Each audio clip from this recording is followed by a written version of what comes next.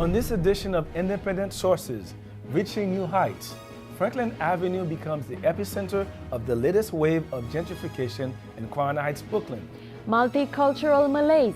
Is Europe's great experiment failing? And Rugby Redemption.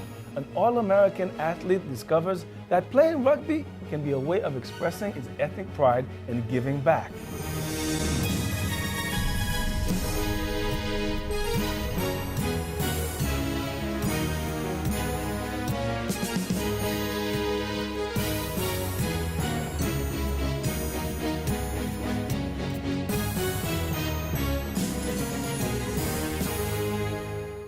Welcome to Independent Sources. I'm Gary Pierre-Pierre. And I'm Diana Ravinka.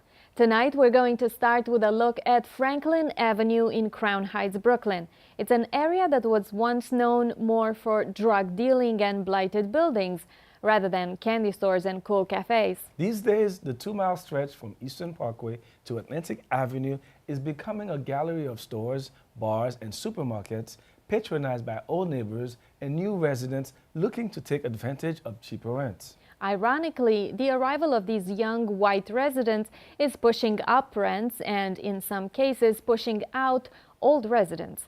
It's the age-old story of gentrification. We examine the issue in 2 parts tonight. Later, I'll sit down with Nick Jurevich, a blogger who writes about the neighborhood, and Patrick Wall of City Limits, who wrote about the changing face of the area.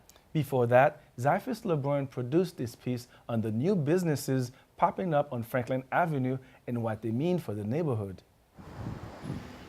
Business is booming here at the Candy Rush for Garnet Phillip and her husband Kevin. They opened the vintage candy store and ice cream parlor 4 months ago and have since become a neighborhood sweet spot. It was an instant hit, an absolute instant hit. And we thought that when the weather changed and it got colder, we'd have no business or see a drastic change. There is a change in the flow, but it's still very busy. The Candy Rush is just one of the new businesses popping up on the stretch of Franklin Avenue between Eastern Parkway and Atlantic Avenue, formerly known as Crow Hill.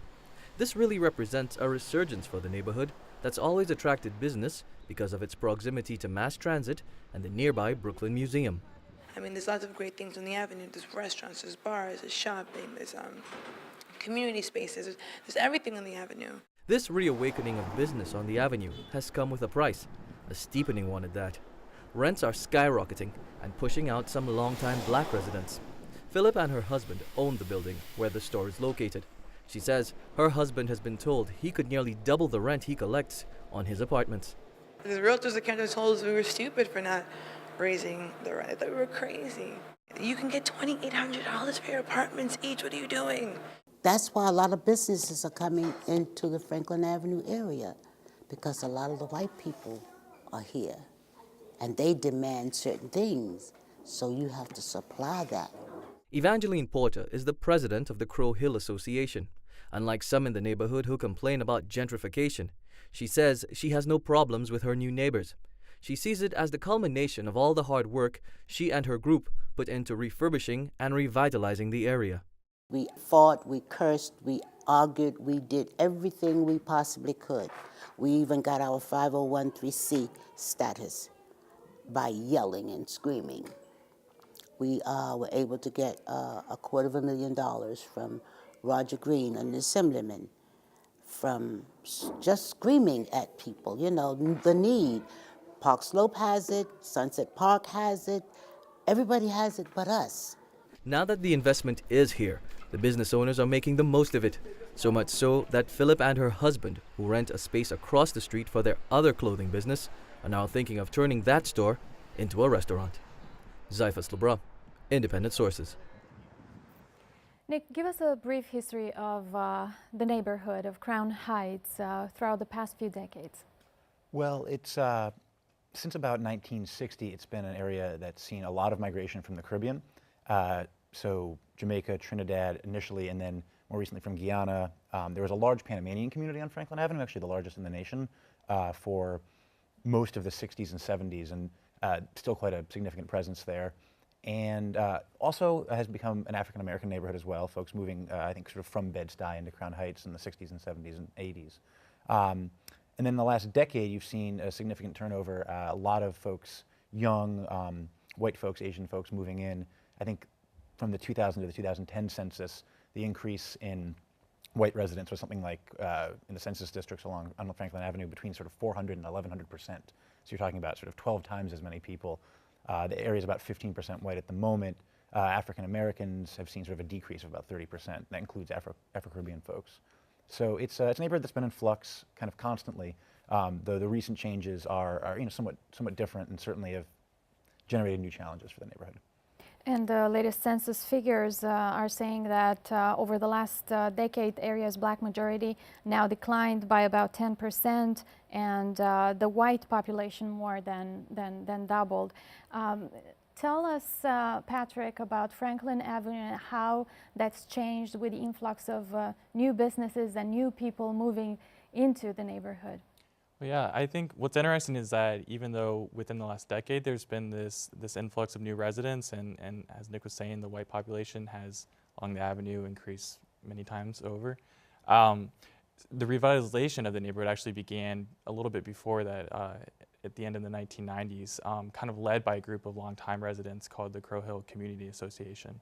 And they brought about some changes. They installed street lights, they planted trees, they put new awnings on the businesses. And that, I think, was one of the precipitating factors that led to this kind of recent wave of arrivals. Tell us now about Pro-Crow, if you would, Patrick, how the borders are being redrawn, so to speak, and realtors and also landlords are trying to attract people with higher income to move into Crown Heights due to the revitalization that you were talking about. Sure. Nick might be able to give you a little more of the context for that, but what's interesting is that Prospect Heights, which is just to the west of Crown Heights, it's had its own kind of gentrification, and prices there are about 3 times as high per square foot as they are in Crown Heights. So that gentrification has kind of slowly creeped into the Crown Heights area, and I think that some realtors are seeing how far they can kind of push those borders, and I think the Pro-Co name is just one of those kind of efforts that they made to take advantage of that. Nick, you have a blog, and talk about that also, and also about a headline that was recently in the Observer saying that the first sign of gentrification is a neighborhood having a blog. How do you feel about that? Well, I mean, I think there's some truth to that. I mean, they're noticing that a certain demographic is moving in, the kind of person who has the time and the inclination to write a blog. I mean, it's a fair point. That they also have been keeping an ongoing gentrification watch on their website, which sort of in and of itself is a blog of sorts. So there's an interesting interplay there.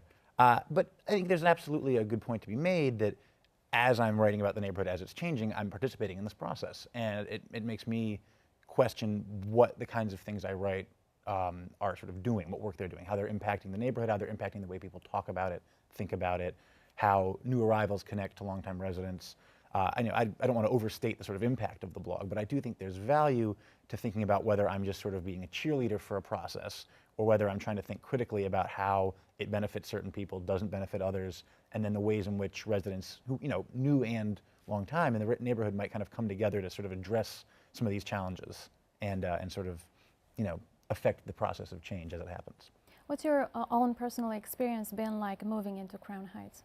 Well, it's been a wonderful neighborhood to live in, and my wife and I relocated there in 2008 because I had a job where I was working with a number of schools in central Brooklyn, and so it was a perfect location, and it was affordable. I mean, I think the thing to point out about sort of the new arrivals who are considered sort of the most emblematic of gentrification is they often are folks who are looking for inexpensive rentals, and that's a process that's driven then by real estate agents, brokers, developers, and making a neighborhood available, making it palatable, selling it, as we talked about with Pro-Crow. I mean, there's a sort of renaming, a rebranding that goes along, often sort of racinated in certain ways. And I think for me, living there the last 3 years, you've certainly seen a lot of changes. You've seen enormous commercial development. I mean, at last count, I think it was 36 new businesses in the 3 years I've been keeping the blog, which is pretty much one a month, and 21 renovations, only about 20 closures in that time. So that's a really significant commercial turnover.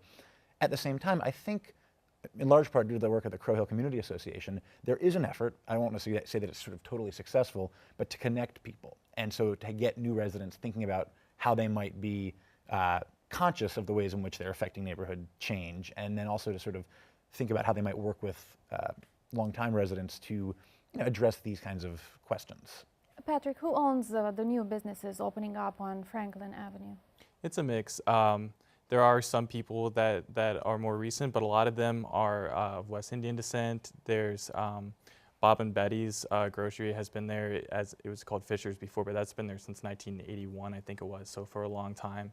And they have a Jewish background. So there's a mix of people who own the businesses, and I think there's a mix of approaches to the clientele. Some people have a very specific kind of group that they cater to. Others, I think, are really trying to foster kind of different groups coming together at their locations. So there's a good mix of businesses and ways of dealing with their customers, I think.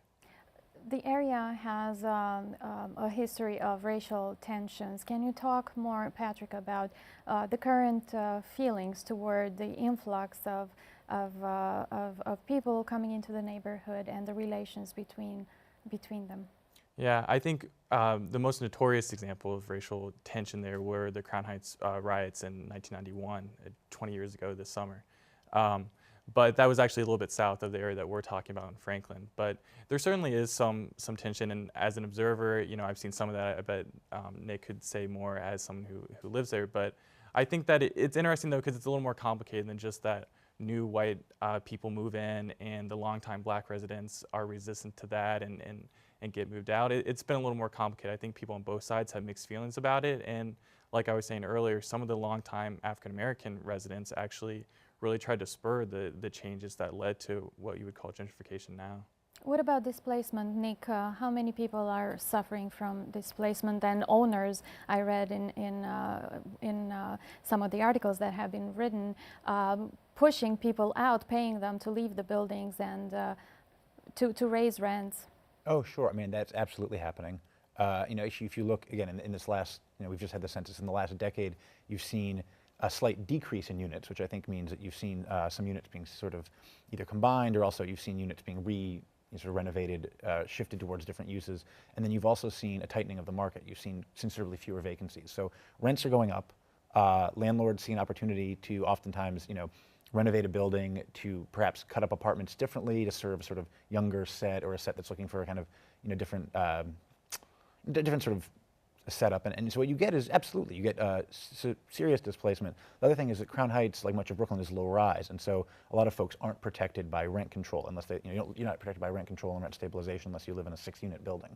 And so on the side streets off of Franklin, many buildings are, sort of brownstones, 2-3 units. And so absolutely you see displacement, and I think that's something that generates racial tension, certainly, and I think that's reasonable. At the same time, it's a process that's more complicated than race, because it is a process of economic development that's driven by class interests as well. Nick Jurovich and Patrick Hall, thank you for being with us today. Thanks. Thank you. When we come back, can Europe learn anything from the U.S.'s history of dealing with multiculturalism? Before that, Marlene Peralta has some other news. Thanks, Gary. Here's a look at some headlines from the ethnic media.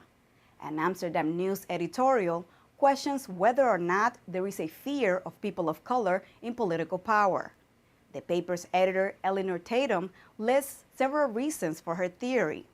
They include the frequency of Tea Party and conservative attacks against President Barack Obama, as well as the number of black politicians under indictment, including Congress members Charles Rangel of New York and Maxine Waters of California. Although those indictments have been supported by corruption allegations, she suggests the black community needs to look at the possibility of this being part of a possible attempt to eliminate the black political power. Colorlines.com reports on the White House's attempt to crack down on food stamp fraud. Although the publication agrees with the idea of tackling fraud, it says the process to do it is not as simple as Washington puts it, and it could end up hurting those who need food stamps the most. The Obama administration's campaign to cut waste targets 2 types of fraud. The first include grocery stores who steal people's benefits by keeping beneficiaries' PIN numbers, and the second focuses on those who turn their benefits into cash. From El Diario La Prensa, Hispanic politicians and activists are saying they will fight to keep the highest-ranking Hispanic official at Columbia University. Fenioski Peña Mora, who is Dominican, was named the Dean of the Engineering School at Columbia University 2 years ago. Recently, his leadership has been questioned by several faculty members who complain of space limitations in the building and unkept promises. They are asking for a replacement. Among the politicians backing Peña Mora is State Senator Adriano Espaillat, who is also Dominican. And finally, China Daily reports that Brown University has named the year 2012 as the Year of China. The publication reports that the university's goal is to highlight China's recent economic growth and its impact as a world power. This initiative is part of an internationalization program that the university established a few years ago. The program consists of public lectures, academic conferences, as well as scholar and student exchanges. Those were just a few headlines from the ethnic media. Back to Gary and Vianora in the studio. Thanks, Marlene. Leaders across Europe have all declared that multiculturalism on the continent is virtually dead. This grand effort to get various cultures to ignore their differences and come together has gone the opposite way and evolved into xenophobia, specifically anti-Muslim and immigrant rhetoric. But is all truly lost across the pond? And can the divided states of Europe learn something from the United States of America when it comes to becoming a cauldron of culture? I spoke with Keisha Bruselian, a contributor to the Policy Make blog, and Stephen Foley of the English daily newspaper, The Independent, about the issue of multiculturalism in Europe.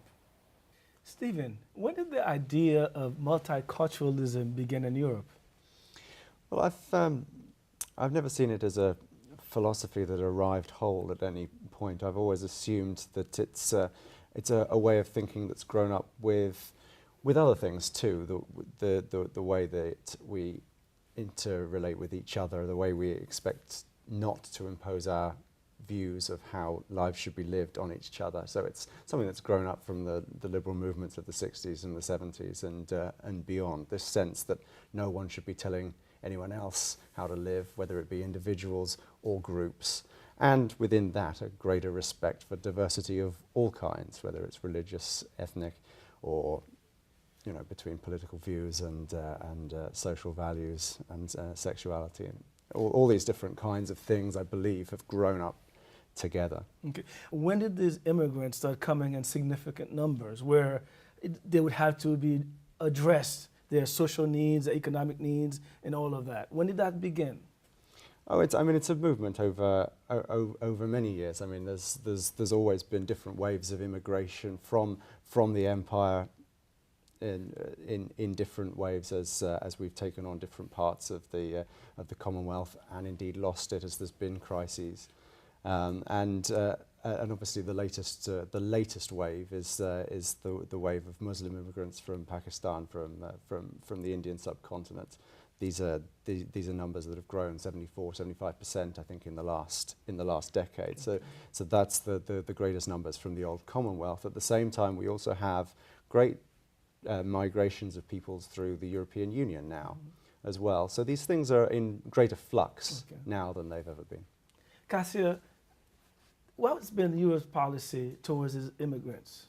So it definitely diverges from country to country. There is an EU policy that's, there are some standings there, but mostly it really depends. If you look at the British or the UK, it stems back from colonial times, as well as France from colonial times. In the British, you have this multiculturalism that has stemmed back from the 17th, 18th century, whereas in France, you have a more assimilation policy that also stems back from the same time period, especially during the colonization of Africa.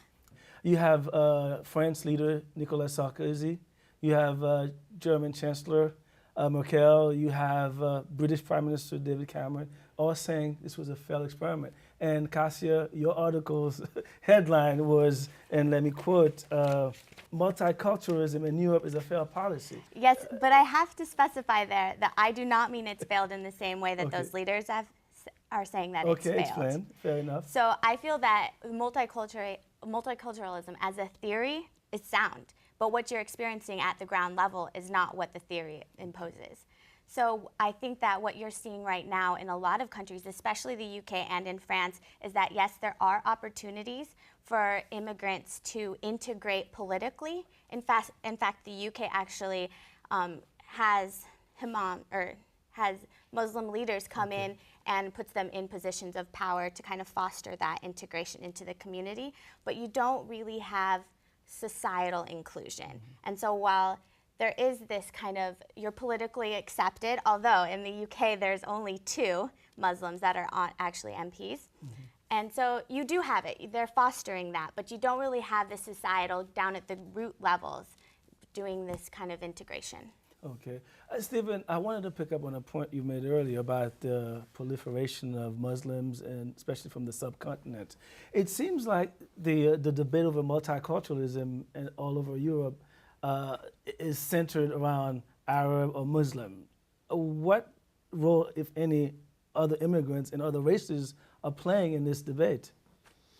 Well, I mean, the reason it's front and center is the reason Islamic immigration is front and center is because of some of the fears of Muslims that have that are proliferating on the continent, because of some of the extremism in some parts of the Muslim community, and because of the homegrown terrorism that has come from extreme elements in those communities. So it's a real threat, and that's why it's on the political radar. And because some of the consequences have been so extreme, obviously some of the political language is extreme, and some of the bigotry that has been the reaction to it has been extreme as well. But I mean, the UK, which obviously I can talk about most closely, is Islamic immigration is only one of the immigrations. I mentioned Eastern European immigration before. There continues to be stereotypes to be overcome over black immigration, which goes back more generations. You know, how much is the whole notion of the European unity, the Euro, how much has that played in this sort of multiculturalism experience, if you will? Because in the 70s, Europe felt that it needed to come together economically to compete with the United States. And is this a consequences of this policy, do you think, Kasia? I think that more so we need to see a greater European identity versus I'm French, I'm Italian.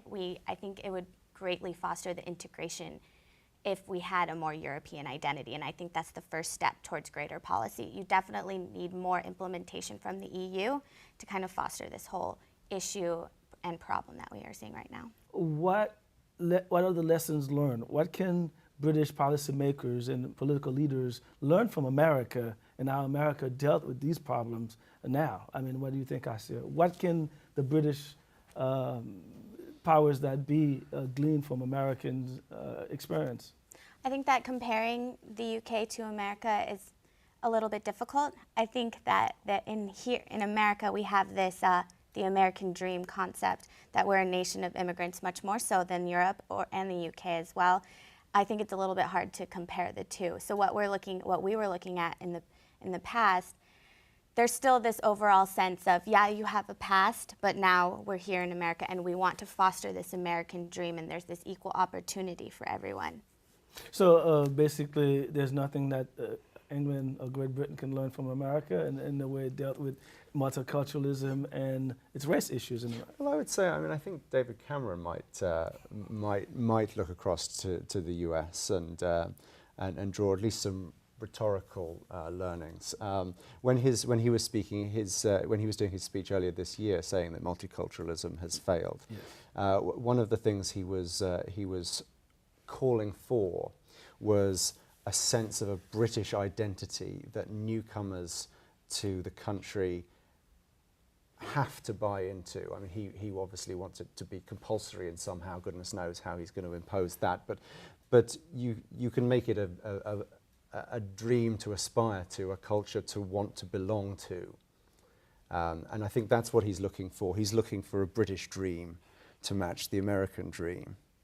But I think the issue is with the UK is that you really need to start at the ground level and start it I mean, the major issue, yes, is that there are these race relations, but I think a bigger issue is the economic deprivation that you're seeing within these communities. What do you expect when you come there and you're kind of pushed off to the side? And yes, the UK has done some things to foster that, but I don't think it's been, and again, I don't think it's been at the societal level. Unfortunately, we have to leave the conversation here. Cassia Bouchalian, Stephen Foley, thanks for joining us. Thank you. Thank you. Still to come on Independent Sources, an all-American athlete discovers that playing rugby can be a way to express his ethnic pride.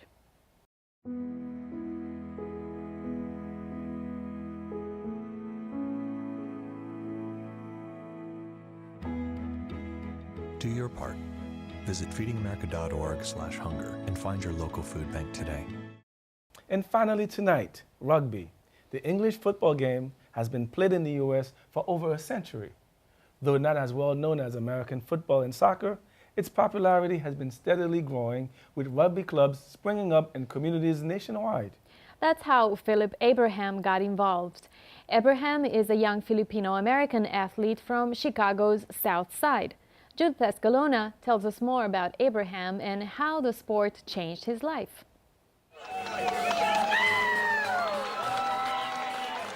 Philip Abraham is a rugby player who's got game and plenty of heart. As a physical education major at the University of Illinois, Abraham excelled in most American sports, including American football. But rugby? What could be more foreign to a kid from the Midwest? He first learned about the sport from his preacher. I went to a church before when I was growing up, where the pastor played rugby because he grew up in Kenya. His pastor thought Abraham would be good at the game. He was right. For 10 years, Abraham played semi-professionally on American teams. 2 years ago, a friend emailed him about the national rugby team of the Philippines, the Volcanoes. Abraham packed his gear and traveled halfway around the world to try out. He got in. I've played in many different rugby clubs around the world. There's nothing that compares to it in terms of the intensity and the pride.